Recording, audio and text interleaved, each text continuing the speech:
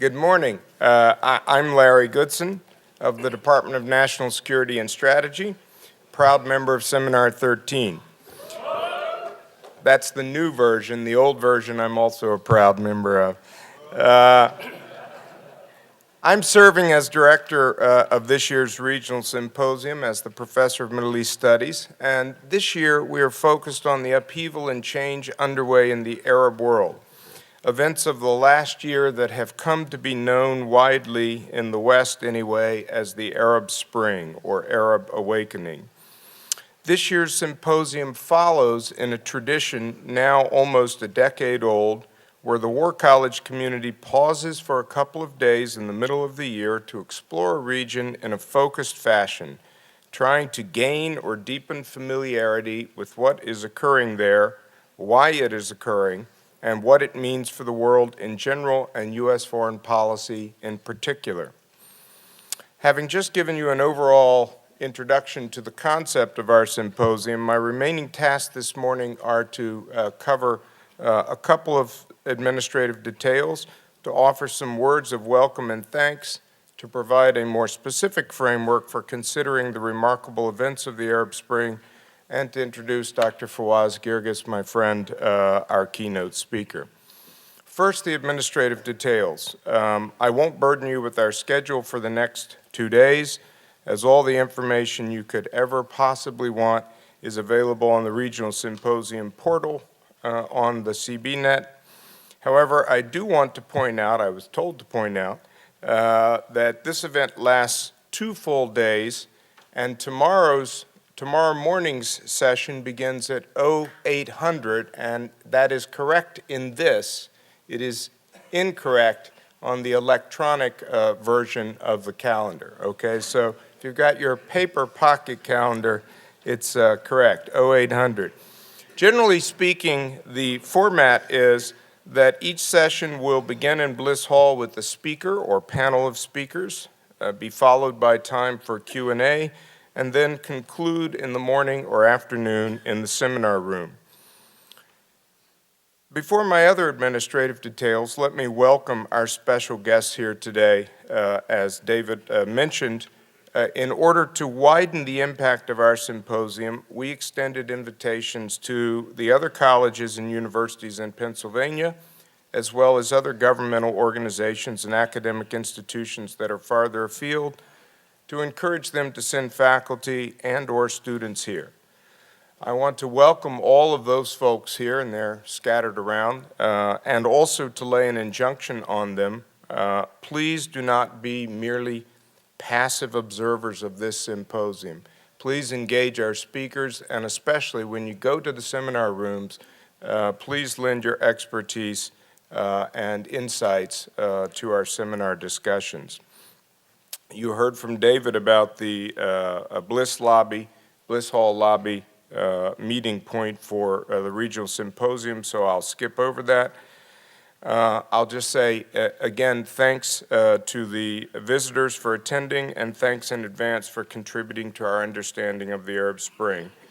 Also, I want to thank Southern Company's Charitable Foundation, whose contributions through the Army War College Foundation have helped make today's keynote presentation possible.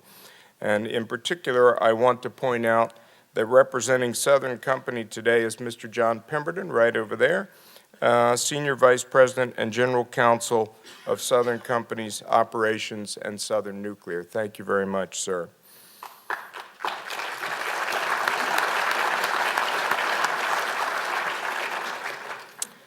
Now, a quick introduction to this year's subject. In February, a protest movement in a major capital city prompted an accidental overreaction by security forces, widespread deaths, and a wave of revolutions that ultimately swept across a continent. I'm referring, of course, as my historian colleagues here in the room will undoubtedly know, to February of 1848 in Paris, and the resulting revolutionary wave that swept across much of Europe became known to the world as the Springtime of Nations. What caused those protests and upheavals? widespread dissatisfaction with the political leadership and calls for more democracy, the socioeconomic demands of the working classes, the rise of nationalism were all key factors. A century and a half later, the Autumn Nations occurred in 1989 when Polish strikes, the Tiananmen Square protests combined with Mikhail Gorbachev's glasnost in the Soviet Union to spark civil disobedience, velvet revolutions, and even violent overthrow of regimes throughout Eastern Europe. In November of 1981, the Berlin Wall fell, symbolizing the end of an historical era which thousands of people around the world commemorate with little pieces of the wall, such as this chunk right here. In December of 2010, Mohamed Bouazizi, a Tunisian street vendor, set himself on fire in protest of mistreatment by a Tunisian official and her aides. His death subsequently catalyzed protests in Tunisia that toppled the government of Zine Ben Ali in January of last year, followed by protests elsewhere in the region, most notably in Egypt, where they prompted the ouster of Egyptian President Hosni Mubarak in February 2011. And so it went across the Arab world, as virtually every country saw some protest or made preemptive reforms to forestall upheaval, with governments falling or coming under enormous pressure in Libya, Yemen, Bahrain, Syria, and elsewhere. This springtime of Arab nations, or Arab awakening, represents a powerful and compelling event that, as I hope I have just illustrated, only comes along occasionally in world affairs. It is indeed rare when many people across numerous societies find themselves captured by the same problems and compelled to express their grievances in such a public and cataclysmic way. We had 1848, then 1989, and now 2011. Moments such as these are rare in human history and deserving of our close attention. It is thus fortunate that we have such a distinguished, internationally acclaimed expert on the Middle East to start us off today. Fawaz Gerges has been here, two times now, 3 times maybe in the past, in the last decade. He's now professor of Middle Eastern politics and international relations at the London School of Economics and Political Science, or LSE as it's widely known. He also holds the Emirates Chair of the Contemporary Middle East and is the director of the Middle East Center at LSE. He earned his doctorate from Oxford University and before that his master's from LSE, and has taught at Oxford, Harvard, and Columbia, was a research scholar at Princeton, and is still a chairholder at Sarah Lawrence College in New York. He is a prolific and widely sought-after speaker and author. I think he's written probably a half-dozen books since 9/11. And I just want to give you a snippet of his latest book, The Rise and Fall of Al-Qaeda, which just came out in the fall. And I read, "The democratic virus is spreading and creating a new language and a new era of politics in the Arab world, an era in which Arabs and Muslims will not allow a small, misguided minority to seize their voice. In this new landscape, Al-Qaeda and like-minded factions will lack the oxygen to survive unless, of course, the democratic promise is aborted and legitimate grievances are not met." And he goes on from there. It's actually even more interesting from there, but I think he's going to give us some of that just now. And so thank you, Fawaz, for joining us, and we'll all welcome Fawaz to this stage. Thank you. Thanks, Dave. Thanks. Thank you. Good morning. Thank you, Larry, for the invitation. I'm really delighted to be back here. Yes, and it's my 3rd time. It's a great privilege. Larry has asked me to really lay out the context of what has happened in the last year or so. In particular, since it's the first lecture, he wants me to talk about some of the drivers and the causes of the Arab awakenings, the meanings of what has happened over the last year, and also to conclude by putting some ideas on the table. That is really what's happening in Egypt today, in Tunisia, in Syria, in Yemen, in Syria, and in other places. Just tentative ideas, and I hope you know we are speculating a great deal, truly, because the situation is very dynamic, very evolving, and that's really sometimes even the administration has to adjust continuously to what's taking place in the region, in Egypt, in Tunisia, in other places.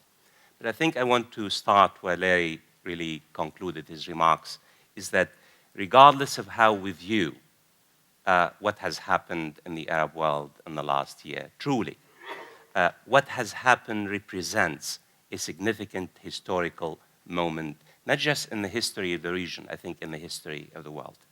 And I'm not exaggerating, but I will lay out my arguments in a minute, why what has happened represents a significant historical and a revolutionary moment as opposed to just an important historical moment. I think what I'm talking about is that a new world is being born before our eyes. A new world is being born before our eyes. And I think, yes, there you're absolutely correct. The French Revolution is an apt comparison with what has happened in the Arab world in the last. A new world is being born before our eyes, even though we do not know the shape of this world that's emerging. We don't know the dominant features of this world. We don't know how viable, how democratic, how durable, how inclusive, how pluralistic this world that's emerging, that has emerged in the last year or so. Please remember, it's essential for us, whether we are students or whether we are military officers, not to look at the Arab world as a unique place. That is, this is just one step in a long journey. And I think in the same way that we looked at Latin America in the 1990s, or Eastern Europe from 1980s and 1990s, or Indonesia in the 1990s, we must realize this is the first step in a very complex and complicated journey. That is one of the points I want to put on the table here today.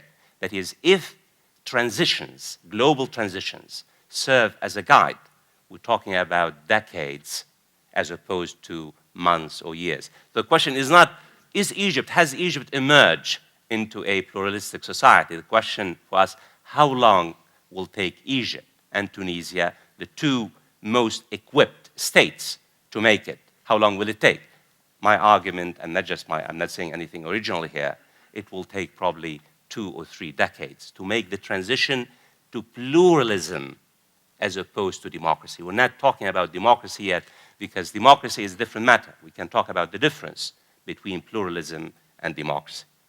But I think another point I want to make, even though this is a complex and complicated journey, is that we are seeing the crumbling, the beginning of the crumbling of the official authoritarian world in the Arab world. And this is a very important point to highlight, because this particular wall, iron wall, has been erected for the last 60 years. And I think we are beginning, in this, not in a similar way to the Berlin Wall, because the Berlin Wall crumbled overnight because of the pressure. In the Arab world, this wall has been there for 60 years, it's beginning to crumble. And yet, we do not know what kind of world or universe will replace this iron wall. And the reason why I'm stressing the significant historical and revolutionary nature of this particular moment, because I think President Barack Obama is correct to say that this is a moment of self-determination. You might say, what are you talking about? I mean, the Arabs have been free of colonialism since the 1940s. It is a moment of self-determination because, I mean, some of you might think that somehow, I mean, look what has happened, the so-called 350 million Arabs who inhabit the Arab world. they were ruled by the Ottoman Empire for 500 years.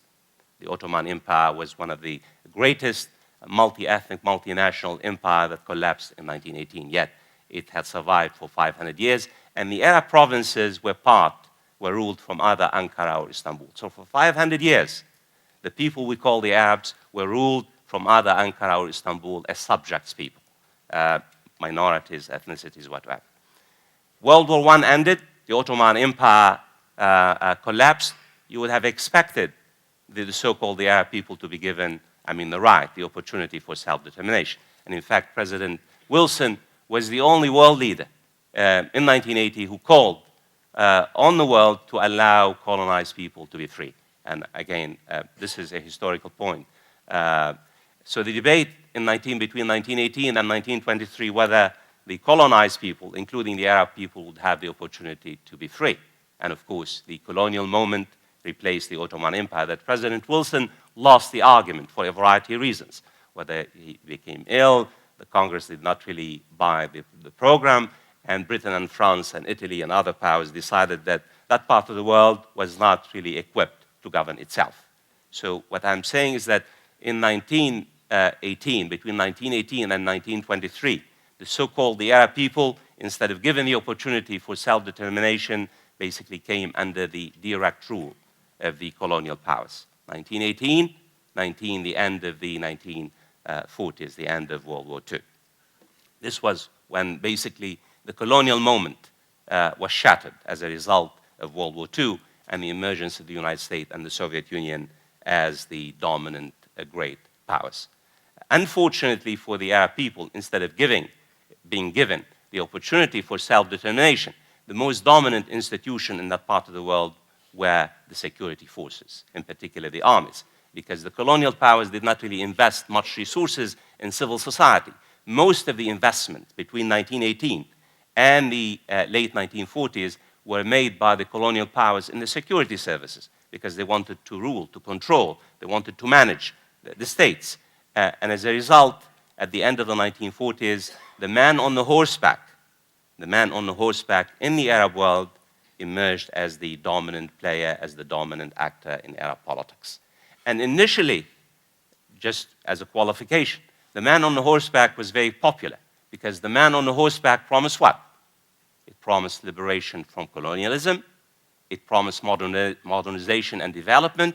It promised, of course, transition from backwardness to development. So the legitimacy of the man on the horseback, what I'm talking about, the military, was based on the idea to deliver the goods, to basically expel the colonialists, modernize, basically, and bring Arab society to the 20th century. And initially, in the first 2 decades, 1940s, 1950s, early 1960s, whether it was Gamal Abdel Nasser of Egypt or the various military officers who came to power in Iraq, in Syria, in Sudan, and of course in the late 1990s in Libya, basically their legitimacy was not based on the ballot box, was based on the idea that basically they would deliver the goods. They would basically create effective economies and societies. By the mid-1960s, the man on the horseback lost the legitimacy, basically, because after all, they were unable to deliver the goods for their people. They basically turned the military coup d'etat that basically occurred in the 1940s into military dictatorships. Even Gamal Abdel Nasser, by the 1960s, one of the most, you might say, popular Arab leader, basically lost a great deal of legitimacy, in particular in 1967, and I don't have the time to really highlight. The military officers who promised heaven delivered almost dust. They could not even provide security for the homeland. Here you have a dynamic small state. Israel was able to defeat the most powerful army in the Arab world, Egypt. You can imagine the shattering of the system, the shattering, in fact, I would argue, the crumbling of the legitimacy of man on the horseback really came on the morning on 6 June, when Israel attacked Egypt and Syria and destroyed their forces. That was really the beginning of the end of the legitimate context under which military rulers came to power in the region. What I'm trying to say is that from the late 1960s up to the present, the existing system basically was running on empty. It was running on empty because it lost even the meager legitimacy that it had in the 1950s. They were really governing, most of the system that existed in the Arab world were governing basically by force and coercion as opposed to political legitimacy.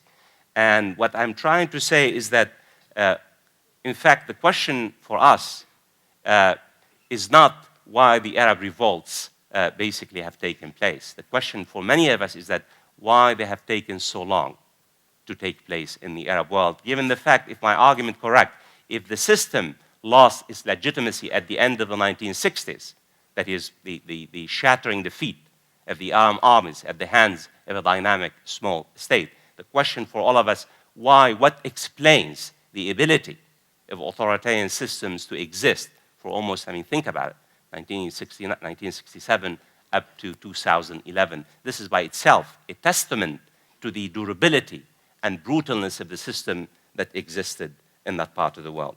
And another point I want to make, the third point I want to make, is that in this particular sense, given the fact for 600 years,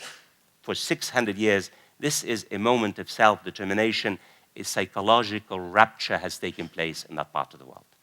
You cannot understand really what has happened except by understanding the psychological meaning. And in this particular sense, when I say a psychological rupture, because it's the first time in 600 years, the 350 million Arabs now feel free or on basically the verge of being free, determining their own affairs, taking ownership of their own destiny. And even though it's the beginning as opposed to the middle or the end of the road, but the psychological rupture tells us a great deal that the politics of the past will not really dominate that part of the world. And of course, I'm going to come back to the resistance that basically the new moment faces. But this psychological rupture will likely, in my estimate, changes the nature of politics. That's why I call it a new era of politics and economics with a question mark, because it's a question mark. And the question, as you know, as I suggested a minute ago, is that why the crisis, why the revolts have taken place now. And that is the only really, and here I'm simplifying, I hope you know, I'm simplifying a great deal. I just want to give you a glimpse of the context that existed in the Arab world from the late 1960s to the present. I think it is fair to say that what existed in the Arab world up till recently is that failed economies and failed political systems. Failed economies and failed political systems. Economy, let's talk about the economy of the Arab world. And I'm not talking about the oil-producing states, Gulf states. I'm talking about the non-oil producing states. You don't have economies, formal economies in the Arab world. In the same way we teach economics in the classrooms. You don't have capitalism, and you don't even have socialism. What you have in the Arab world, you have a type of what we call crony capitalism. Crony capitalism is that you're talking about tiny minorities. You have the state, the inner circle, and you have a very tiny, small parasite community that basically feeds on the state apparatus itself. In this particular sense, it's a very tiny, small circle elite, business elite, security elite, and does not allow, for example, if you have a great Egyptian entrepreneur, young man or woman who would like to open business, the young Egyptian man or woman cannot go to a bank and ask for a loan in the same way that an American young man and woman do. Because the money you're talking about, the economy itself, is really controlled by a very small, tiny elite. And basically, there is no, to give you an idea, in the last 10 years, the Egyptian economy was growing by almost between 7 and 9%, one of the highest growth rates in the world. Yet, no trickle-down effects out of this particular growth to the Egyptian population. The same thing in Tunisia, the same thing in Libya, the same thing in Syria, and other societies. In fact, in the last 10 years, as the Egyptian economy was growing, poverty was also increasing in Egypt. out of the 85 million Egyptian, you have almost 50%, between 43 and 50%, who live either in poverty or below the poverty line, that is on less than $2 a day. Almost 40 million Egyptians who live on less than $2 a day. And in particular, in the last 10 years, the poverty became extremely harsher, and more people fell into poverty. Failed political systems. The system that existed, the authority, it's one thing, Larry and I were talking about it tonight, it's one thing if you have an authoritarian political system and delivers the good. In the case of the Arab world, you have political oppression, you have abject poverty, and you have failed political system, closed political system that failed to integrate the rising social classes into the political space. In this particular sense, the system itself failed not only to deliver the goods, the bread and butter, it failed to have an opening whereby the millions of young men and women, and here we're going to talk about the demographics of the area, on average, 60% of the 350 million Arabs are below the ages 25 years old. This is a huge, one of the greatest constituency probably in world history in terms of young men and women. By the way, in Iran is the same way. More than 65% of the Iranian population basically under the ages of 25 years old. So in this particular sense, also to give you an idea, when we say failed political system and failed economies, in the 1950s, Egypt was ahead of Japan. Many economists used to say that, in fact, the median income in Egypt was ahead of Japan and the four tigers in Asia.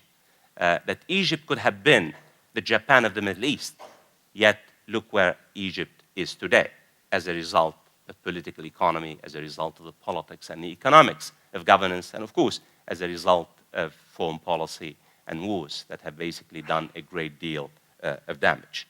Not only you don't have formal economies, not only you have, failed political system, even the states themselves, the state structures, the formal institutions collapsed in many countries in the Arab world. Again, I don't have the time to highlight what I mean, the state. Think about it. The man on the horseback came on the idea of what in the 1940s? They want to unify the nation. They wanted to expel colonialism. They wanted to create an organic unity in the Arab world. They wanted to mold all the ethnic and religious communities into one whole. That was the idea. That was a tall order. Look at where we are in 2011.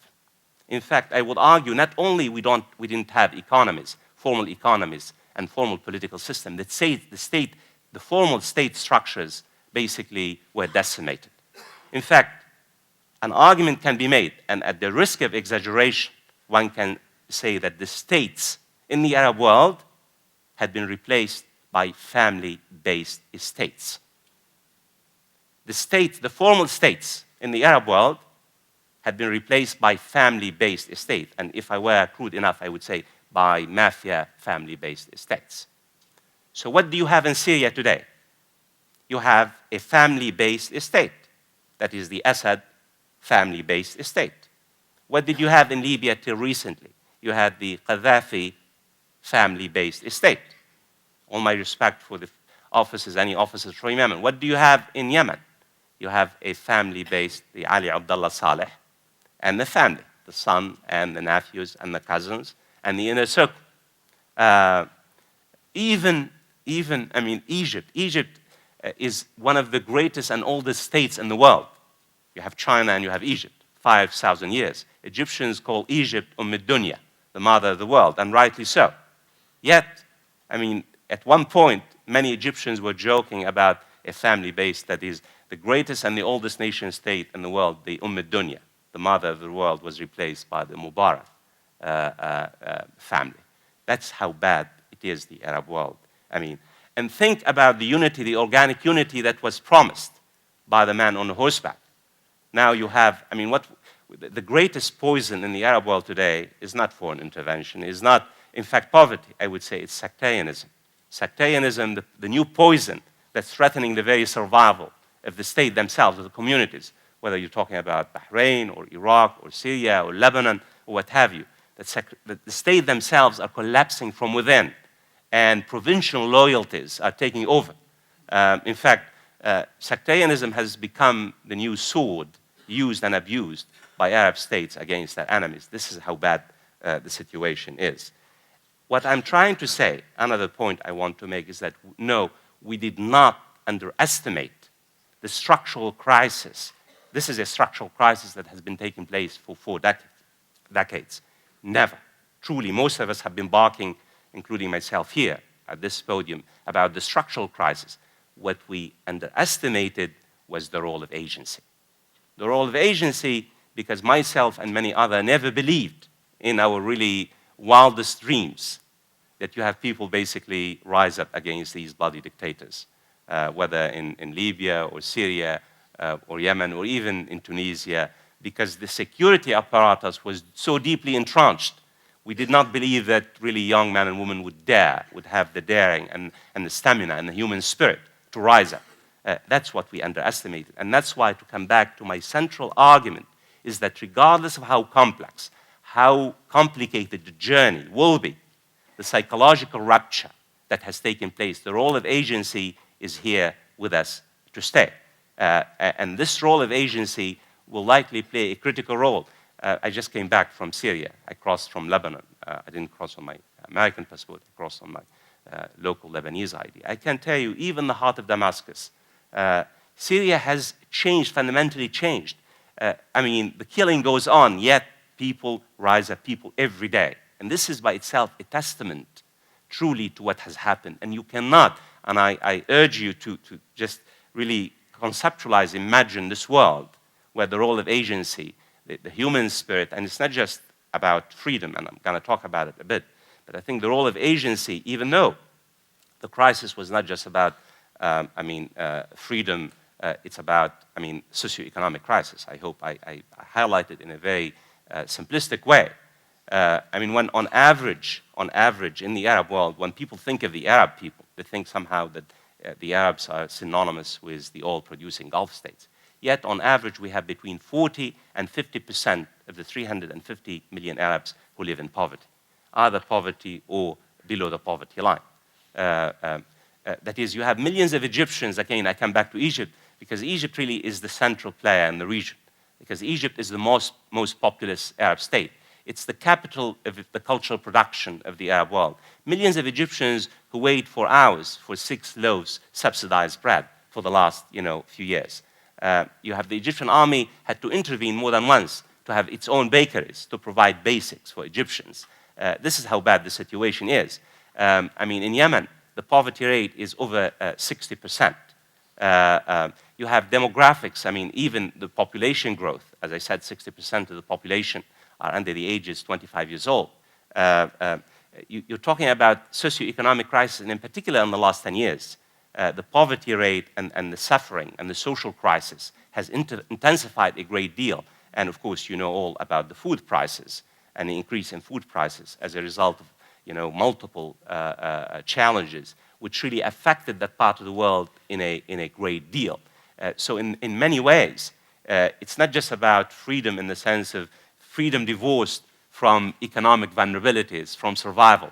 I think we cannot understand what has happened without looking at the complexity, the whole thing. And it's not just about, goods and services. It's about the fact that the reason why, and I'm trying to provide you with just a bit of context, that is, you have also globalization that has reached that part of the world. It's not just about Facebook, it's not about the internet, and because very few people in that part of the world have access to the internet for a variety of reasons. In fact, if there is one particular point that I would like to highlight here about why now, you have to understand what I call the Al Jazeera effect. The Al Jazeera effect, that is the rise of Al Jazeera and the satellite television stations in the Arab world, huge audiences. You're talking about, on average, 50 million Arabs turn to hear news from Al Jazeera or various television stations. What Al Jazeera has done is to break the government monopoly on the flow of information. in particular since the late 1990s.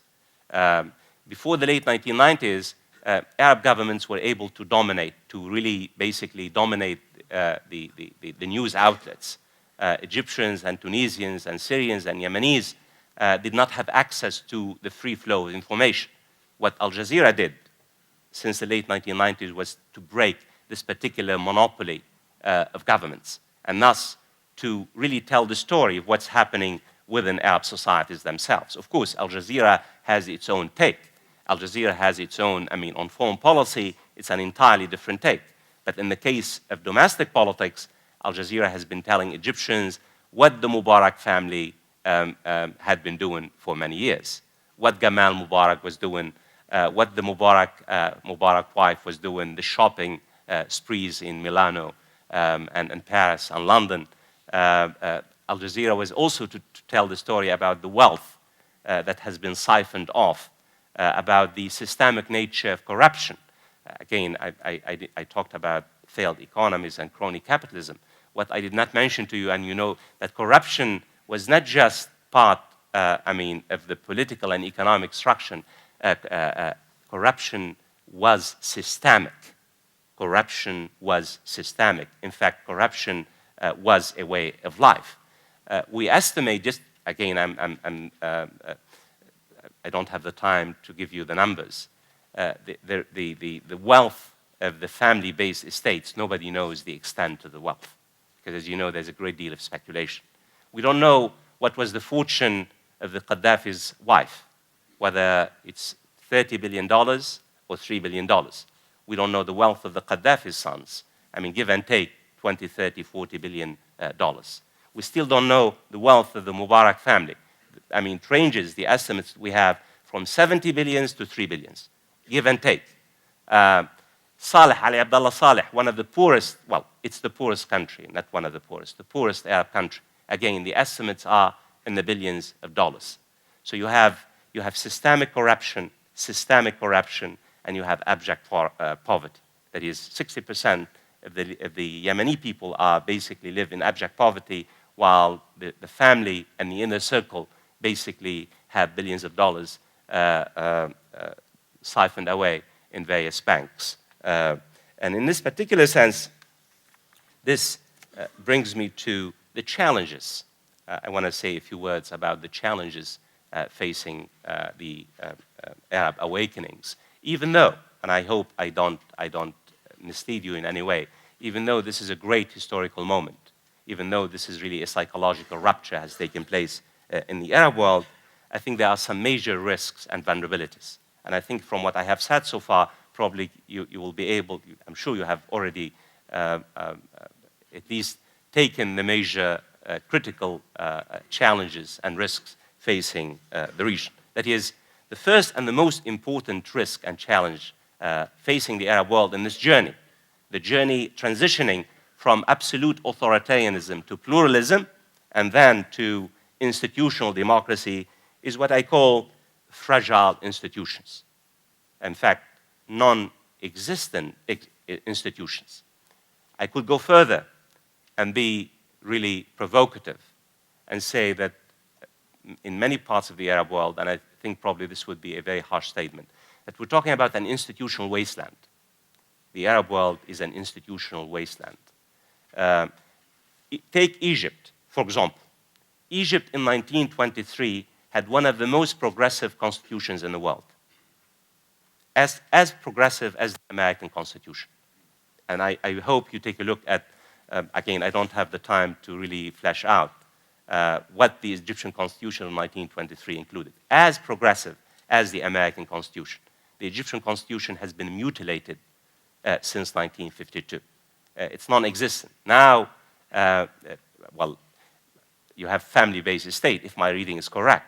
How do you replace the family-based estate with how do you build institutions? Again, I don't need to tell you how difficult it is to build institutions from the bottom up, block by block. On average, we estimate, political theorists, it takes about 80 years to build and consolidate institutions. It has taken the United States more than 80 years, actually, and various European countries. Again, we're not talking about democracy, we're talking about institutional building. And when I say institutional building, you're talking about resolving the great debates in society about the kind, I mean, think of the great debates unfolding in the Middle East today. The role of the army in politics, whether it's parliamentarian system, presidential system, how do they distribute power, who controls the parliament, the role of the army. How do you resolve these questions? How do you, because remember, in the absence of institutions, institutions mediate conflict between, individuals and agents. When you don't have institutions, how do you mediate great conflicts in society? What do you do? How do you build the institutions in the absence of a shared common thread? Again, I don't have the time to flesh out. In Egypt, in Tunisia, in Syria, in Libya, in every single country, the greatest fault line that has emerged is not about the rise of the Islamists to power, and I would be delighted to answer any question you have, is what I call the secular religious divide. That is, you have the basic fault line between liberal, nationalist, secular forces and Islamists. And this particular fault line now is playing itself out on the Egyptian streets. The young activists and the Democrats and the liberals who really played a key role in the Egyptian revolt, basically find themselves disinherited now after the rise of the Islamists, who won almost 70% of parliamentary seats. Seculars and liberals in Egypt, if you go to Egypt, and in particular the celebration of the anniversary, it was a very sad moment for many of us to see young activists and liberals and seculars bemoaning basically that the Islamists have stolen the show, hijacked the moment, that they played a key role in the awakening, yet the Islamists basically now have a dominant majority, and the Islamists and the military in Egypt, according to liberals, basically are flirting in order to create an unholy alliance. That's what liberals tell you. We don't know, whether it's accurate or not, that's not the question. But you have a huge fault line that has emerged in Tunisia between religious activists on the one hand and liberal seculars. How do you create institutions in the absence of a particular, common shared values in societies? So fragile institution is a huge task. How long will it take? Probably 2 decades, 3 decades, in order for the building process to take place. Socioeconomic crisis. How do you create institutions while you have, millions of people who live in abject poverty? Literally abject poverty. Again, I want to come back to Egypt because I really want to hammer this. I forget about Yemen. There is no economy in Yemen. In Syria, there's hardly any. There is no productive base in Egypt. How do you, Egypt today, and I hope my Egyptian counterparts would really help us understand. Egypt is almost bankrupt now. Literally bankrupt. Egypt at this particular stage does not really have resources to pay the salaries of its bureaucracy, lack of butter, wheat. This is how bad it is. Its foreign currency is down to 10 billion out of $40 billion. Running so low. The lack of confidence in the Egyptian economy because of the political struggle that's taken place. So how do you build productive bases given the great political struggles that are unfolding in Egypt and other places? How do you do it?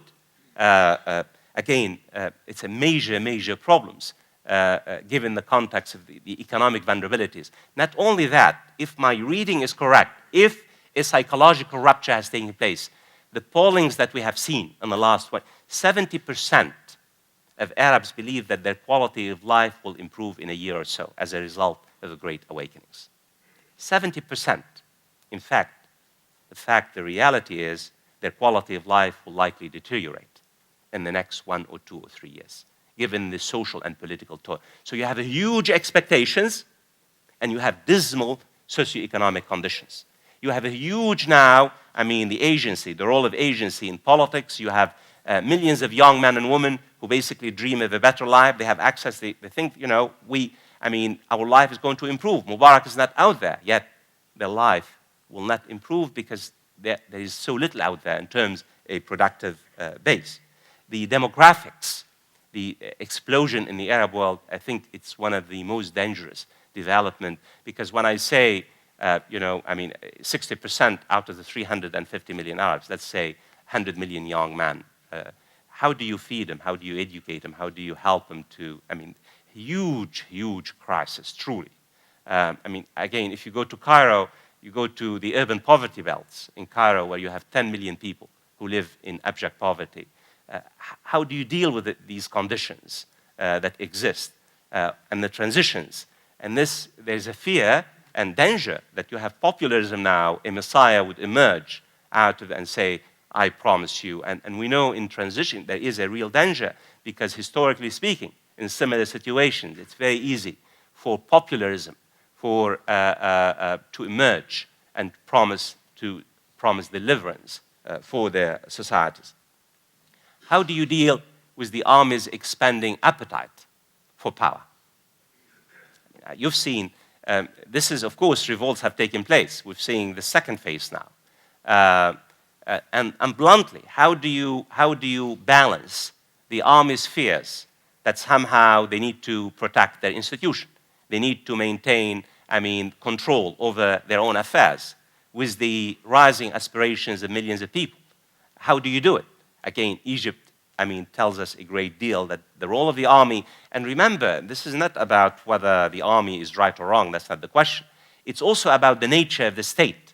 When Egyptians say, we would like the army to relinquish power to an elected civilian authority, millions of Egyptians are saying, we would like a government, basically, the army, civilian must have control over the army affairs. The army says, we don't trust a civilian government emerging out of the turmoil. We want to control our own affairs. Again, it tells you a great deal about the challenges. How do you balance the army's, basically, fears as an institution with the people's aspirations to really move into a new era, a transparent, open, civilian-based system? Not only you have lack of world leadership. In the case of Latin America, in the case of Indonesia in the 1990s, in the case of Eastern Europe, there was a great deal of embrace of the revolts that basically against communism. The West really fully embraced the revolts. And I think in the case of the Middle East, I would say the international community, even though belatedly, has basically welcomed the great development. In particular, the United States.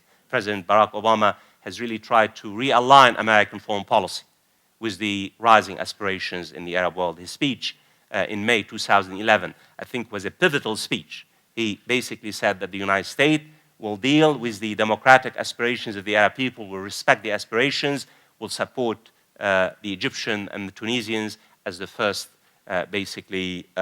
cases. Rhetoric. No major initiatives, no major material packages to that part of the world. That's complicates the process of transition. Not only we don't have money, the United States, as you know, Larry mentioned my new book, The Rise and Fall of Al-Qaeda by Oxford University Press. We have spent on average between $3 and $5 trillion in direct and indirect costs between 2001 and the present. Most of the money, borrowed money. So we don't have money. Europe doesn't have money because they have their own crisis.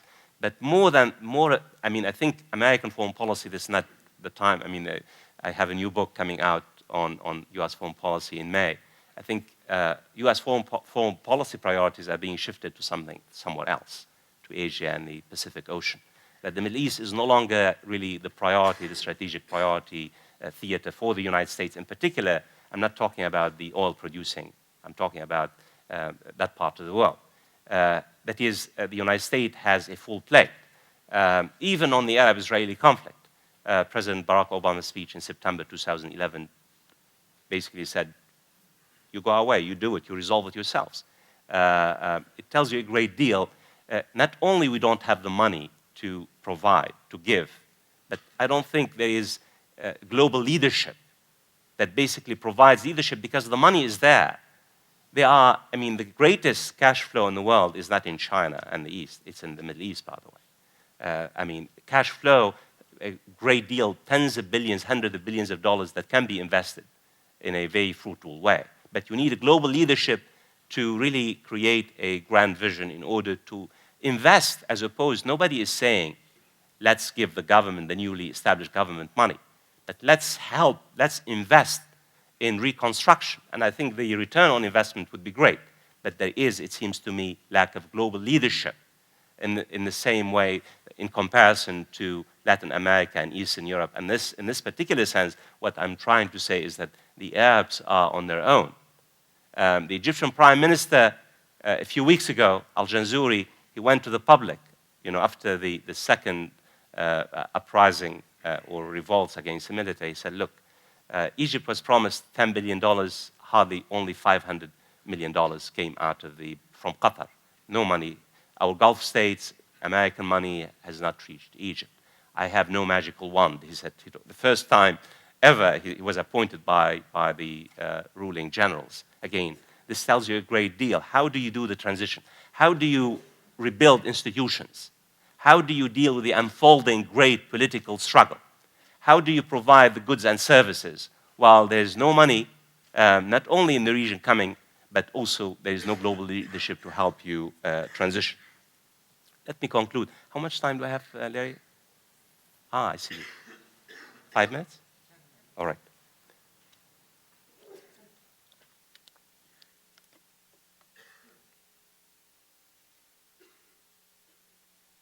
I hope I started by saying this is a great historical moment, a great revolutionary moment. Now you get how complex and how difficult, even though on the psychological, it really is. For most of us, it's so wonderful to see finally the pluralistic revolt reaching the Arab lands after so many years of authoritarianism and autocracy. Because remember, in many ways, the system that existed not only bled their societies dry, the autocratic system that existed also nourished extremism. The migration of extremism from in fact, I'm one of the students, I'm one of the region, that given the context, given the really dismal socioeconomic crisis, I'm one of the people who have argued constantly in the last 10 years that I was pleasantly surprised how little violence there was in that part of the world. Truly, if the same conditions had existed in other regions of the world, you'll have, I would say, an ocean of blood, fire and blood. Given the desperation, the lack of hope, in fact, that part of the world was not the most dangerous neighborhood in the world. That part of the world, historically speaking, I'm talking as a historian, was one of the least violent regional systems in the world, given how the depth of the crisis that existed in that part of the world. Because extremism itself, that system nourishes, the nature of the system, the way that it oppressed its people on multiple levels could have given really rise to forces, to extremist forces, and it did. And that the migration of militancy reached American shores on 9/11. And I don't think you can really understand, truly, the rise of what I call militant forces in the Arab world throughout the 1990s up to the present without understanding what I call the political and institutional context, the political and institutional context that has given rise to militant forces. And that's why many of us hope, Larry cited one of my paragraphs, that is basically the transition of Arab societies. In fact, if and when the transitions basically succeed, this deliver the final nail in the coffin, not just of Al-Qaeda. Al-Qaeda is a tiny fringe faction, but the whole idea of extremism. And I started by saying I'm not worried about the rise of the Islamists to power in Tunisia and Egypt, because as you all know, the Islamists have traveled a long journey so far. Most of the Islamist forces that the Muslim Brotherhood, the Renaissance Party, Al-Nahda in Tunisia, Al-Adl wal-Ihsan in Morocco, and various Islamists, they accept the rules of the political game. For the last 40 years or so, they have been really engaged in the political process. They have labored very hard to be accepted as a political force. They have renounced violence. They renounced violence since the late 1960s, early 1970s. In fact, the Islamists in the Arab world, and as some of us, and of course we are speculating, they're really walking a similar journey to their Turkish counterparts, it seems to me, with minor differences. And I think the engagement, the political engagement of the Islamists in the Arab world will likely, I would submit to you, witness what I call the secularization of Muslim politics. We might witness in the same way that Indonesia and Turkey and Malaysia have witnessed a similar process. In the Arab world, we see the Muslim Brotherhood traveling a similar journey to their counterparts, even though it's going to take them 10 years or so.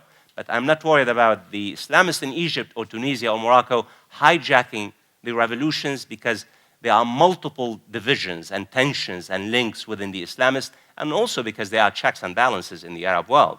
The Muslim Brotherhood knows very well that the army is there. There are checks and balances. They cannot hijack they're not immature, they're not dumb. They realize what the game is. And that's why the Muslim Brotherhood in Egypt, that won more than 40% of seats in the parliament, has basically decided to not to go on the streets and revolt and protest against the army, because they realize the stakes are very big for them. And they realize, I don't have the time to talk about the history, what happened between 1952 and 1954, when the Muslim Brotherhood decided to challenge the Gamal Abdel Nasser and the free officers, and basically they were almost decimated. The Muslim Brotherhood challenge of the army, the blessed officers, between 1952 and 1954 almost brought about the end of the Muslim Brotherhood as an institution.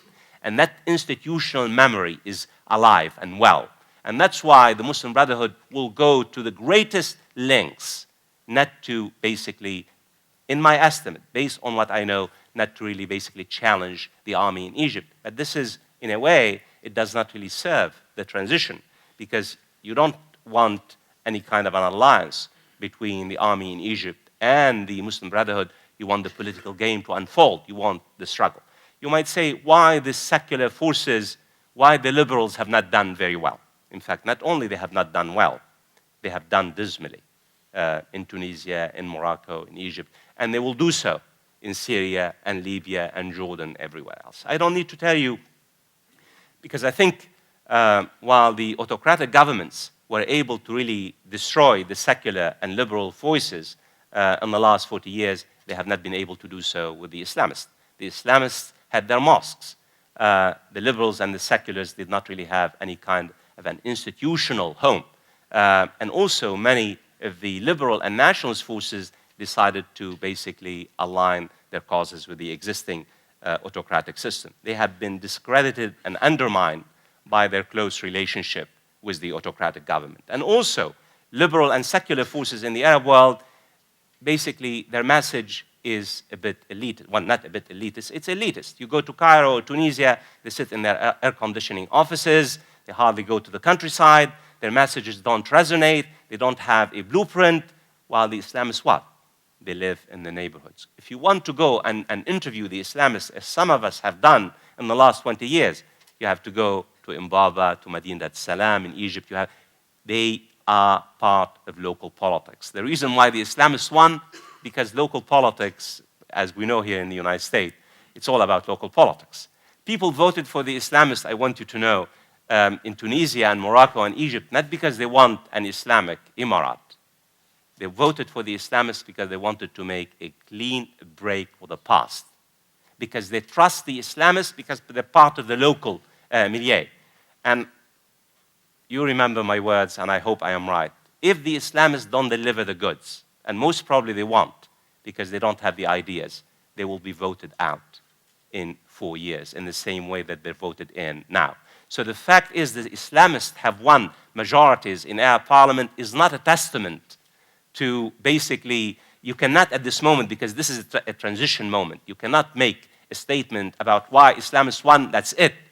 Because I think at the end of the day, the fortune of the Islamists in the Arab world will basically ebb and flow depending on their ability to basically not only deliver the goods, but also deliver, be truthful to the message that they have given the Arab people about pluralism, about transparency, about economic efficacy, about respecting the constitutional and diversity of the Arab political and social milieu. So in this particular sense, and my fear, I'm not worried that the Islamists have won parliamentary seats. I'm worried that the Islamists have no ideas. The body has expanded a huge deal in the last 4 decades. Unfortunately, the brain has not really kept pace with the body, that the brain is still very small. They don't have any kind of original creative ideas. My fear is that they will fail given the challenges facing the Arab world. And this is bad for both the Islamists and the Arab societies because in the next 10 years are bound to be very, very turmoil. Let me conclude just giving you an idea of what I think. I think of all the Arab states, of course, Tunisia and Egypt are the most equipped to make the transition in the next decade. I'm not worried about Egypt, even though the challenges in Egypt are tremendous, are really striking on multiple levels, because Egypt has always been a pivotal state. You have a critical mass of civil society, truly. This is a giant society. And I think it might take Egypt 10 years or so, but will likely be able to find its way. It's not going to be easy. It's not going to be smooth. It's my hope, I hope, that really the United States and the international community will provide support to Egyptians in order to really begin the process of putting their house in order. The transition, but what we are witnessing, and I don't think we should worry about protests on the streets. I think we're witnessing the return of politics. It's normal. This is turmoil, but it's wonderful to see Egyptians now debating their future. I think finally the Egyptians in the last, because I mean, if you look at the 1920s or 1930s, Egypt, there was a great deal of politics in Egypt in the 1920s, 1930s, and 1940s. Since the early 1950s, since the Egyptian coup and revolution of 1952, I think basically politics disappeared for a variety of reasons. Because first you had military legitimacy, and then of course you had dictatorship. So Egypt and Tunisia, even though the transition is going to be very hectic, very difficult, very complex, very messy, and there will be setbacks. We have already witnessed setbacks, but I think these two states will most probably make it in the next 10 years, I hope, with the support of the international community. Syria, my take on Syria is that Syria has already descended into prolonged conflict. Call it, I mean, so far, it's the beginning of civil war. I think the peaceful protests are turning more and more violent by the hour and by the day. I don't see Assad's days numbers as the conventional wisdom has it.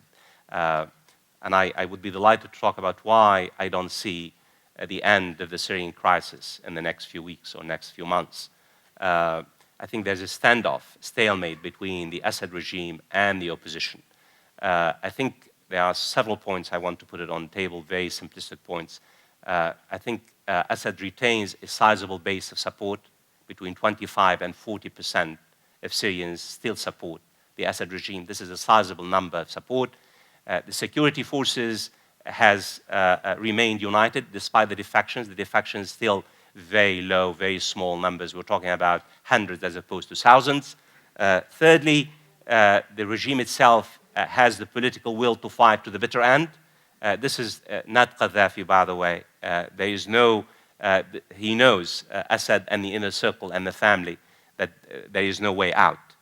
This is a fight to the bitter end, and they have the will, and I don't think we have witnessed the end of it in terms of the violence. We have seen a glimpse of the violence in Syria. I mean, I think the next few months will likely be much bloodier and much brutal.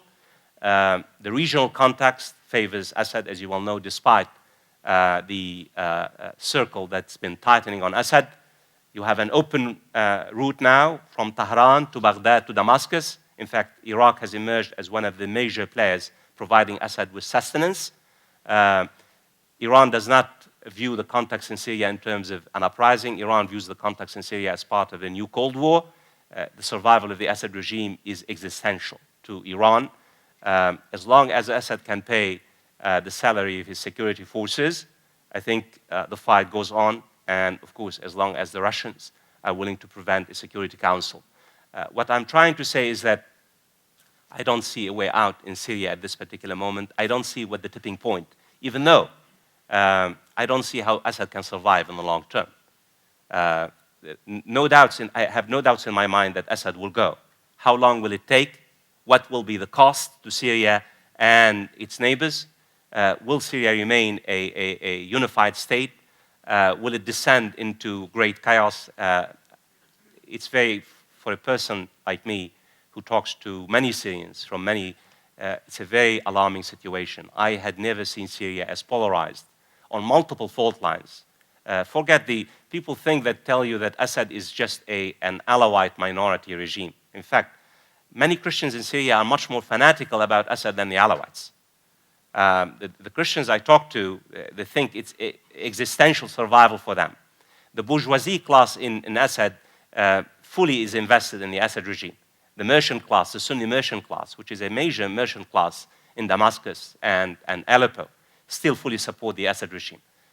So it's not just the Alawites, his base. His base is a bit broader than we think. So I don't see where the tipping point, even though there are signs that the uprising is spreading, that the security forces are thinning. I mean, even though he has about 200, he has mobilized, and he will be able to mobilize up to 300,000 forces. But now you can go from Dar'a to Idlib to Deir ez-Zor to Damascus to Jisr al-Shughur to Homs to Hama. I mean, you need a lot of forces, and he cannot afford to send the regular army because there is a danger that the regular army itself will likely splinter so he won't send the regular army. So the tipping point, I don't think the tipping point will come from the international community. I think the tipping point will likely come in particular from this psychological rupture and the spreading of the uprising in Syria.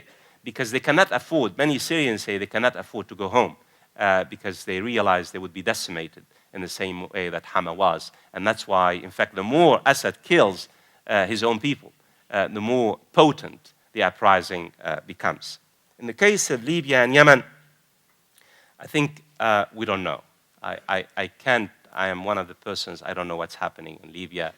There is no sense of the nation in Libya. That's the problem. I mean, if you go to Tripoli, to give you just an anecdote, you arrive at Tripoli airport. You would expect, say, Libya welcome you to, or Tripoli.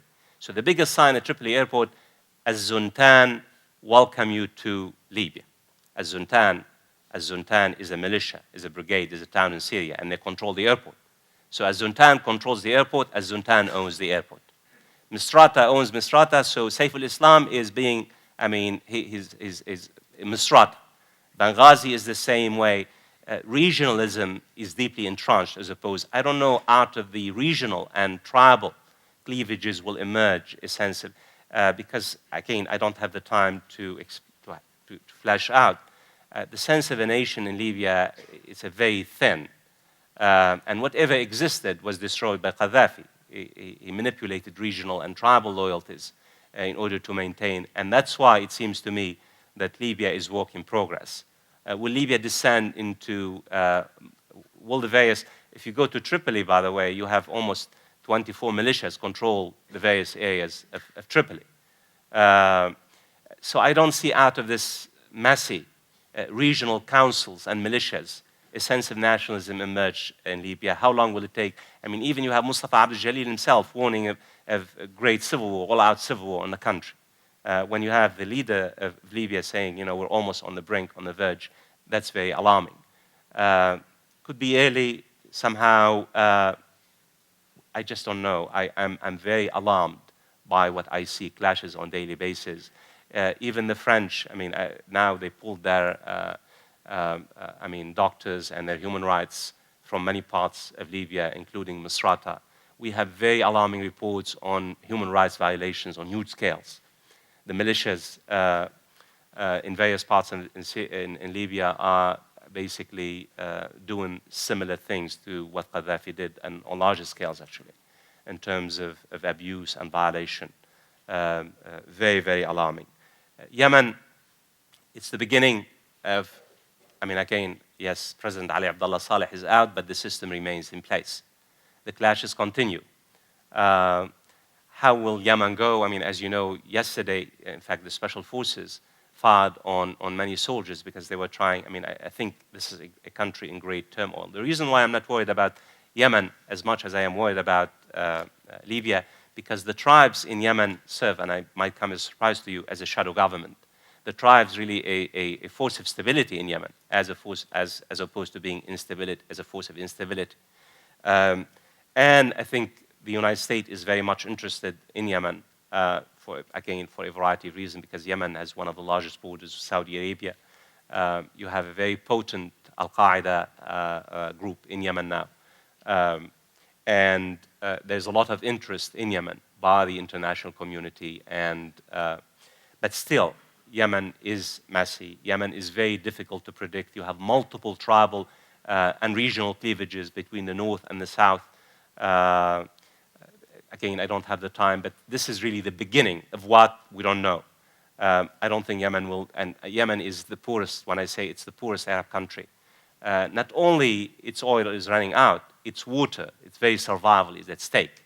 That's how bad it is. But the fact is, I think the exit of Saleh is a good thing, but it's a very humble step because he left behind an apparatus. How long will it take for the new system to, it is not very difficult at all. Let me conclude, well, it's my final 1 minute, by saying it is so wonderful for some of us to really, the first time probably in the last 40 years or so, and the reason why we're very hopeful, because these are indigenous movements, authentic movements, bottom up, inside out, as opposed to top down, external affected movements. I mean, I think you can compare the reason why the Iraq project failed, the reason why the American-led invasion, because it was a top down, outside in, as opposed now to really bottom up, inside out. And the beauty about what we have witnessed, they're really more focused, whether we can call them, I mean, bread and butter, quality of life, and freedom, liberation. They're focused on internal issues. One of the most pleasant things about what we have witnessed, we have not witnessed American flags being burned. We have really not witnessed talks about Western colonialism and domination, hardly. Not even Israel. Israel, amazingly, it really did not figure very big at all in what has happened. The focus has been on internal dynamics, focus on the internal tormentors. And this is very unique. This is very refreshing because for the last, as you all know, 20, 30 years, it was all about what the Western powers, the plots by the Western powers, what the United States was trying to do. This is truly represents a major shift in the focus of Arab public opinion, from foreign policy into the focus that they don't blame the West.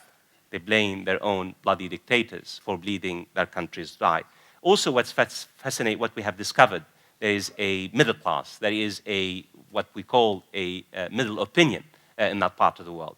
And yes, the Islamists are a major player, but the Islamists are part of the mosaic of the political system. My take on it is that instead of keeping whining and complaining, the liberal and secular forces, they must really buckle up and begin the process of competing with their Islamist counterparts. I think the loss is good because now it shows how little investment they have made. We're not surprised that the Islamists have done as well as they have because they have invested a great deal of social capital in the last four decades.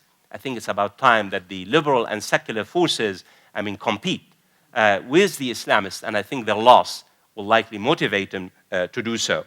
And I think in this particular sense, even though the Islamists now own the moment, I think the reality of what we have witnessed, the reality of politics in that part of the world, really, this is a new opening. This is a new moment. It's a very pregnant moment.